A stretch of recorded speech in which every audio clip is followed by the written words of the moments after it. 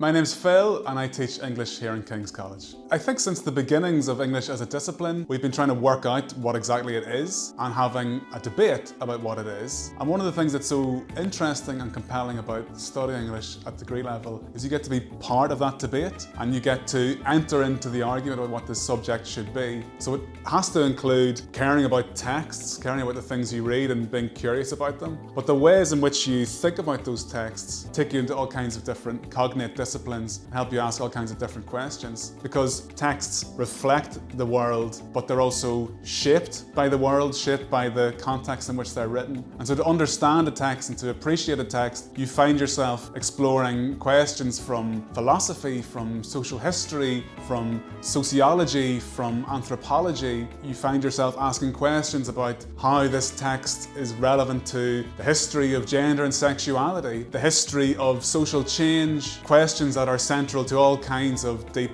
and complex issues in, for instance, philosophy. So why you should study English is I think you should be compelled by and curious about the things you read, but interested in understanding everything about where they come from, how they're shaped, and how they go on to shape the world around them. But fundamentally, when you're studying English, you never lose sight of this primary interest in the things that have been made out of language. Every single culture in history has made things out of language, whether they wrote them down or not. And so there are these special skills that we develop and that we hone as English students to understand what it is that makes a novel or a poem or a play so compelling. And so that seems to me what's so exciting about this discipline is that you're able to start from this place you know very well, from a particular text, and then go on this very, very exciting journey away from the text into all kinds of relevant, connected things, but then come back to it and see what's changed and what you've learnt along the way. And that seems to me a particularly exciting discipline and maybe a particularly exciting moment to be entering the discipline of English studies and to be participating in this debate about